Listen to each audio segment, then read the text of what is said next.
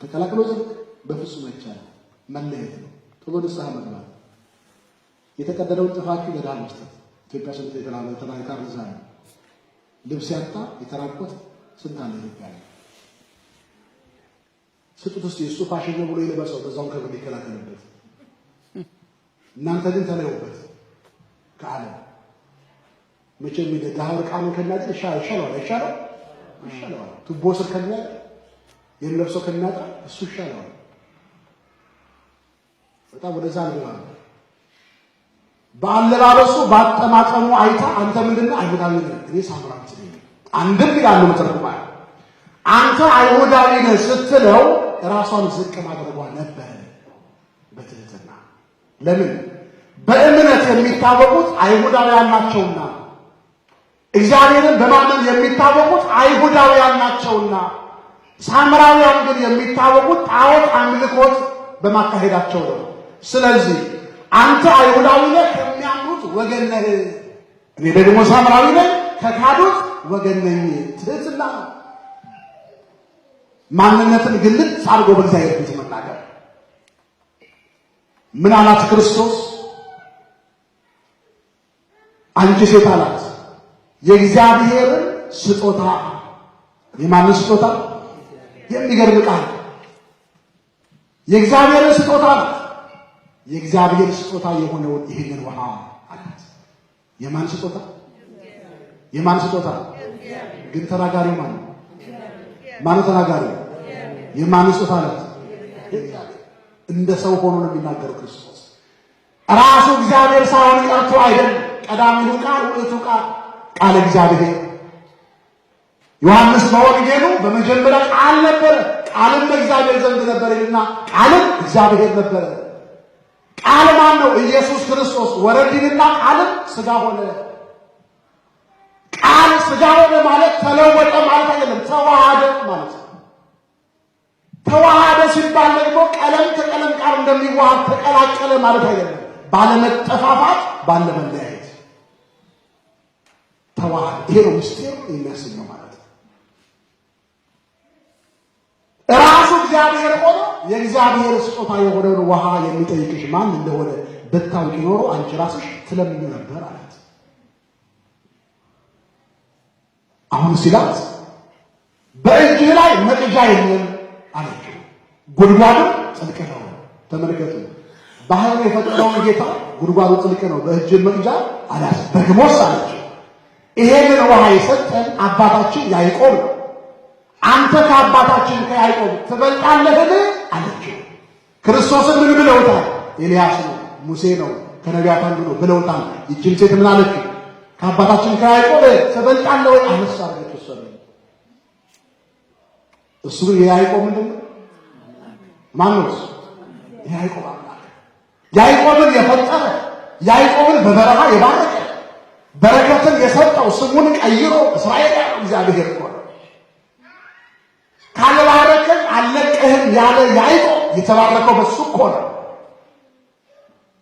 በወንድሙ ተሰዶ ሲወጣ ወደ ካራን ሲሄድ በምድረ በዳ በተኛበት ቦታ ላይ ከምድር እስከ ሰማይ የሚደርስ መሰላል ድንግል ማርያምን በበረሃ የገለጸለት እግዚአብሔር እኮ ነው ያዕቆብ።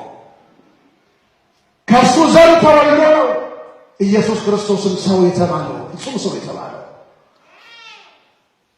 አንተ ከያዕቆብ ትበልጣለህን አለችው። የያዕቆብን ፈጣሪ፣ የያዕቆብን አምላክ፣ ያዕቆብን የባረከው በያዕቆብ ዘር በኩል አልፎ የተወለደውን ክርስቶስን ከአባታችን ከያዕቆብ ትበልጣለህን አለችው። ምን አላት ክርስቶስ?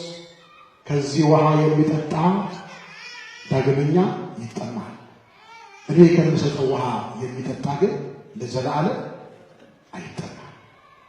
አለመጠማት ብቻ አይደለም ማለት የሕይወት ውሃ ወንዝ ከሆኑ ይፈልቃል። ከዚህ ውሃ የሚጠጣ ይጠማል።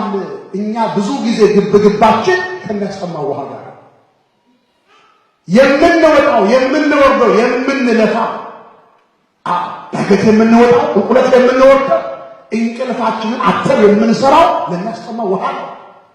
ለሚያስርበው እንጀራ፣ ለማያስጠማው ውሃ ማን ነው የለፋ? ማን ነው የሮጠ? ማን ነው የተሽቀዳደመ? ዳገት የወጣ ቁልቁለት የወረደ ማን ነው? አሁን ግሸን ሄደ ከዚህ ውስጥ አለው ይብል ጥቂት ሰው ነው የሚገኘው። ዝቋላ የሄደ ሰው አለው የለም። ለነፍሳችን መጠማት አለፋን ግን አልሰራንም። ለሚጠፋ መብል ትሰራላችሁ አለ ክርስቶስ። ከዚህ ውሃ የሚጠጣ ይጠማል አላት። ትላንት ጠጣ ነው፣ ዛሬ ጠምቶናል። ዛሬ እንጠጣዋለን፣ ነገ ይጠማናል፣ ከነገ በኋላም ይጠማናል። ሁልጊዜ እንጠማለን። አንዴ ጠጥተን ለዘላለም የማያስጠማ የሕይወት ውሃ ኢየሱስ ክርስቶስ ብቻ ነው። ለስም አጠራሩ ክብር ምስጋና ይግባው። ጣፋጭ የሆነው የሕይወታችን ምግብ ኢየሱስ ክርስቶስ ብቻ ነው። ወደ ማጠቃለያው ሲሄድ እቺ ሴት እባክህን አለችው። መጨረሻ ላይ የነገራት ቃል ባይኖር አቃጭ ነበር። እኔ ከምሰጠው ውሃ የሚጠጣ ለዘላለም አይጠማም፣ የሕይወት ውሃ ወንዝ ከሆዱ ይፈልቃል ሲላት ምንድን ነው መፍለቅ? የሕይወት ውሃን ስንሞላ የሕይወት ውሃን ስንጠጣ የተጠሙ ሰዎች እኛን ደግሞ ይጠጣሉ፣ ከኛ ውስጥ ይፈልቃል። ምንጭ ነው የሚተክለው የሕይወታችን ውስጥ እግዚአብሔር ምንጭ ነው የሚተክለው።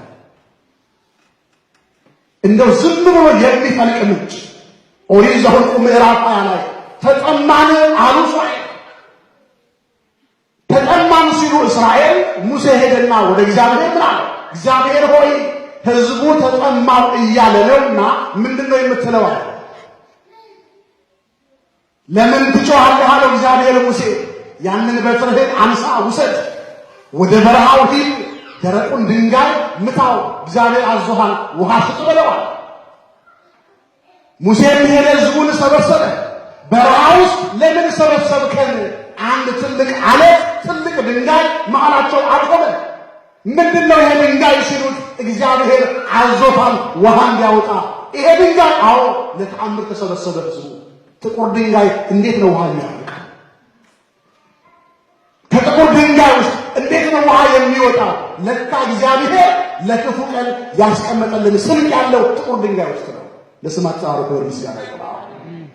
ለዮሴፍ እንኳን ብልሃትን የሰጠ ለ7 ዓመቱ የረሃብ ዘመን ምግብ እንዲያጠራቅም የረዳው እግዚአብሔር እኛ ለካ ነገ ብንራብ አለን ለካ የተቀመጠ እኛ ካስቀመጥነው ባንክ ቤት ገንዘብ ይልቅ ጥቁር ድንጋይ ውስጥ የተቀመጠ ለመከራ ጊዜ የተዘጋጀ ምግብና መጠጥ ማን አለ? እግዚአብሔር ለካ አለው። በበረሃ ብንጓዝ ለካ ጥቁር ድንጋይ ውስጥ እግዚአብሔር የእኛን ስልክ ነው ያስቀመጠው። አቤት እግዚአብሔር እንዴት አድርጎ ነው የሚመግበን! እንደ እግዚአብሔር ቸርነት ተነግሮ የማያልቅ ነው። እንዴት ነው ምን ገልጠው? ቸርነቱ ብዙ ነው፣ አጣጥመን የማንጨርሰው ሁልጊዜ የሚጣፍጠን የእግዚአብሔር ቸርነት። ተሰበሰበ ሕዝቡ፣ ግማሹ ለመጠጣት ተጠምቷል፣ ተአምር ለማየት። ጥቁር ድንጋይ እንዴት ውሃ ያፈልቃል? ይሄማ ተአምር ነው። ሙሴ በትሩን አነሳና ድንጋዩን ሲመታው አልተሰነጠቀም። ዝም ብሎ ብቻ የማይቋረጥ ምንጭ ከድንጋይ ውስጥ ይፈልቃል። ለስም አጠራሩ ክብር ምስጋና ይግባው። እስራኤል ያንን ጠጡ። አንድ ቀን ብቻ እንዳይመስላችሁ፣ ነገም ቢሄዱ ድንጋዩ ያፈልቃል ውሃ። ከድንጋይ ውስጥ እንኳን ምንጭ የፈለቀ ከኛ ሕይወት እግዚአብሔር ማፍለቅ አይቀተዋል? አይቀተው። የሕይወት ውሃ ወንዝ ከሆዱ ይፈልቃል አላት። ምንድነው የሚፈልቀው ከኛ ሕይወት? ፍቅር። ከኛ ሕይወት ምንድነው የሚፈልቀው? ሰላም። ከኛ ሕይወት ምንድነው የሚፈልቀው? አንድነት፣ መስማማት፣ በጎነት፣ ትህትና፣ ራስን ዝቅ ማድረግ ከኛ ሕይወት መፈለቅ አለበት። የሕይወት ውሃ ወንዝ የተባለው ይሄ ነው።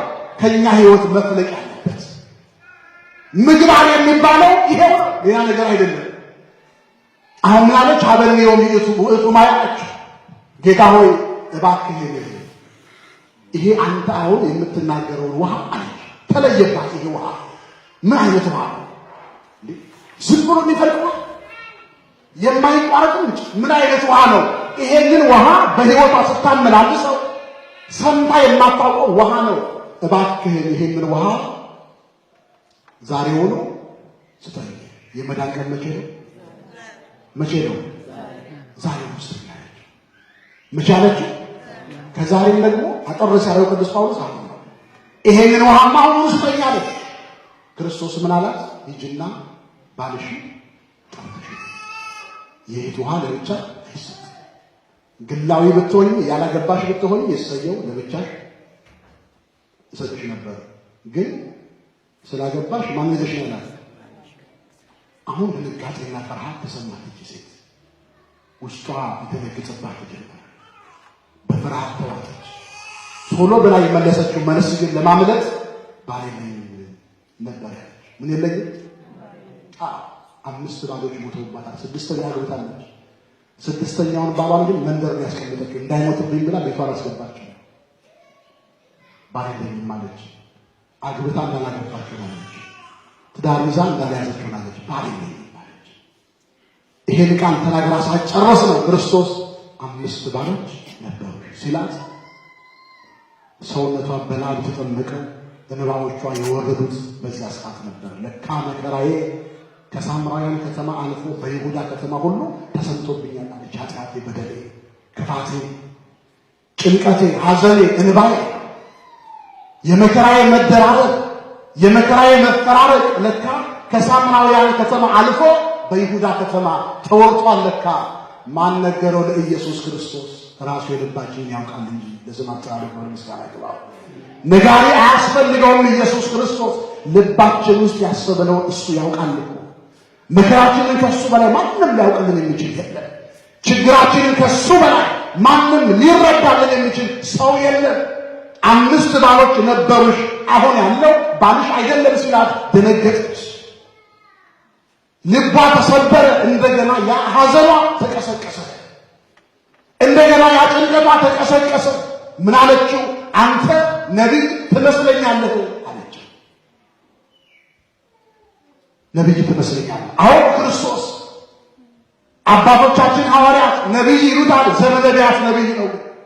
የነቢያት ሁሉ ነቢይ፣ የአምላኮች አምላክ፣ የጌቶች ጌታ ነው ኢየሱስ ክርስቶስ። ኢየሩሳሌም ጫፏ ላይ ሆኖ ቤተ መቅደሱን ኢየሩሳሌምን ከተማዋን ወታች አይቶ አንቺ ኢየሩሳሌም ሆይ የሰላምሽን ዘመን አላወቅሽም፣ የጭንቅ ቀን ይመጣብሻል ብሎ ትንቢት ሲናገርባት ሰምተው ዘበነቢያት ነቢይ ብለውታል ክርስቶስ። ነቢይ ትመስለኛለህ አለችው። አባቶቻችን በዚህ ተራራ ሰገዱ፣ እናንተ የሚሰገደው በኢየሩሳሌም ላላቸው። ከብዙ ቃለ ምልልስ በኋላ ክርስቶስ በዚህም ተራራ በኢየሩሳሌም ብቻ ለአብ የማትሰግዱበት ጊዜ ይመጣል። በመላው ዓለም ቤተክርስቲያን ይሰራል።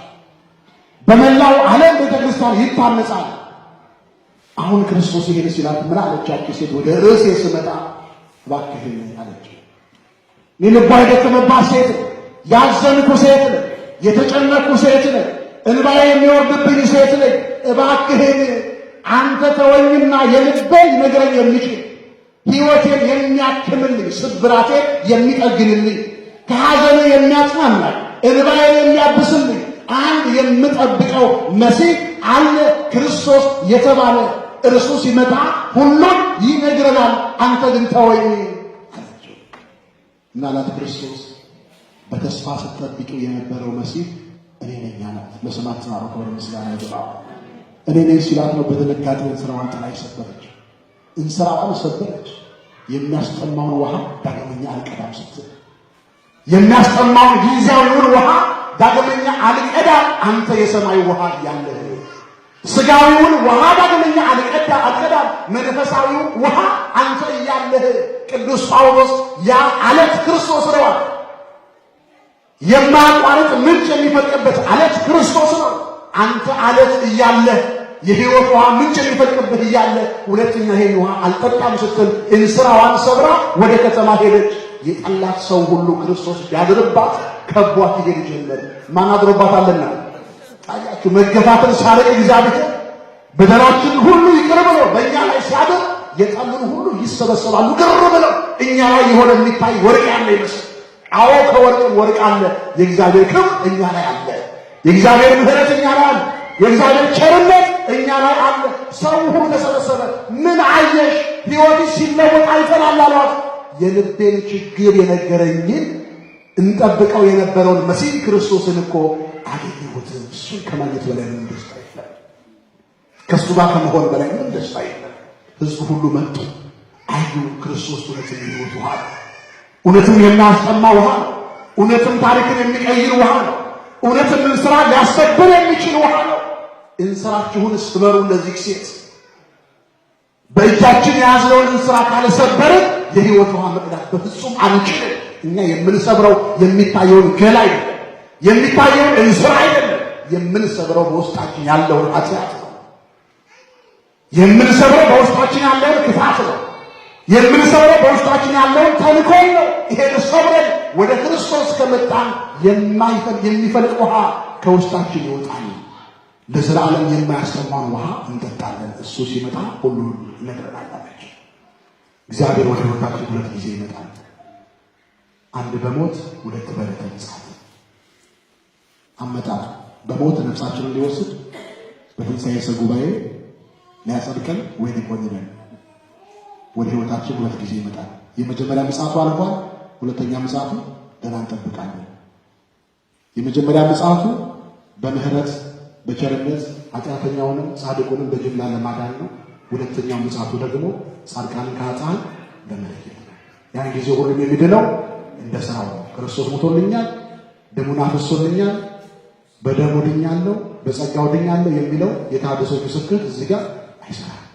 ለእያንዳንዱ እንደ ሥራው መጠን ከፍለው ዘንድ ዋጋዬ እኔ ጋር ነው። ያስተማረን የመከረን የቅዱሳን አምላክ እግዚአብሔር ስሙ የተመሰገነ ይሁን። ተነሱና እንዘምራለን።